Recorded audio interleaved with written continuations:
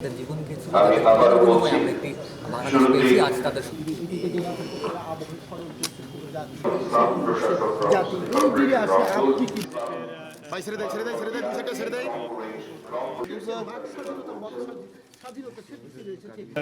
শুধুমাত্র একটি পক্ষকে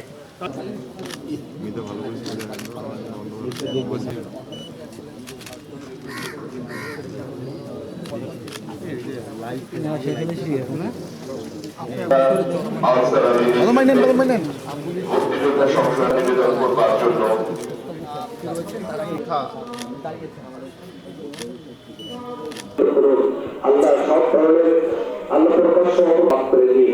আল্লাহ আমরা যারা এখানে হাজির হয়েছি আমাদের সকলকে মুহাম্মাদুর রাসূলুল্লাহ 14 ডিসেম্বর আমাদের যে বুদ্ধিজীবী যারা ছিলেন তারাও একইভাবে বাক স্বাধীনতার পক্ষে ছিলেন, তাদেরকেও ওই সময় বাকরুদ্ধ করে দেওয়ার চেষ্টা করা হয়েছে। এখনও সেই অপশক্তি দেশে এবং দেশের বাইরে রয়েছে।